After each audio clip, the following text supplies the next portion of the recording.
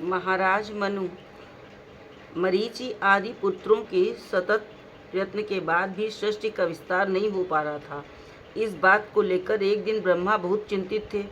उसी समय उनके शरीर के दो भाग हो गए। दाएं भाग से पुरुष और बाएं भाग से स्त्री की उत्पत्ति हुई। जो पुरुष था वो स्वयंभुव मनु हुए और जो स्त्री थी वो महारानी शतरूपा हुई। तब से मिथुन धर्म से सृष्टि होने लगी। स्वयंभुव मनु ने शतरूपा से 5 संतानें उत्पन्न की, जिनमें प्रियव्रत और उत्तानपाद 2 पुत्र हुए तथा आकुति, देवहूति और प्रसूति 3 कन्याएं हुईं।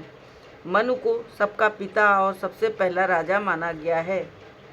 मानव्यः प्रजा वेदों ने हमें शिक्षा दी है कि हम मनु के आदेश पर ही चलें, क्योंकि उन्होंने जो कुछ सिखाया है वो सब पोषक औषध है। मनुर्यद्वदत् ततत् भेषजम भेषतायाः श्रुति। उत्तमता के पथ पर चल सकना कठिन होता है, अतः वेदों ने एक उपाय बताया है कि हम प्रतिदिन प्रार्थना किया करें कि प्रभु हमें ऐसी शक्ति दो कि हम अपने पिता मनु के पथ से विचलित न हों। मां नः पथः पित्रान् मानवादधि दूरम नैष्ठ परावतः। मनु की कुछ शिक्षाएं हैं। वेद और धर्मशास्त्र ने जैसा विधान किया है वैसा ही आचरण करना चाहिए। इससे इस लोक में कीर्ति और परलोक में सुख मिलता है। वेद आदि शास्त्रों पर कोरा तर्क नहीं करना चाहिए।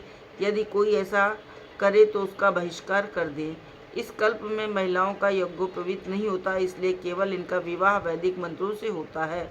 पति की सेवा इनका गुरुकुल का वास और घर की परिचर्या अग्निहोत्र माने जाते हैं। संध्योपासना नित्य कर्म है, इसे तीनों समय अवश्य करना चाहिए।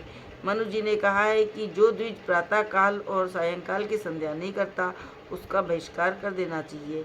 अहिंसा का पालन करना चाहिए। मन, वचन और कर्म से हिंसा होती है, अतः तीनों प्रकार की हिंसा का त्याग करें। सदा मीठी वाणी बोलें। किसी के द्वारा पीड़ा पहुंचाए जाने पर भी कठोर वाणी ना बोलें, जिससे किसी को तनिक भी उद्वेग हो। ऐसी वाणी ना बोलें।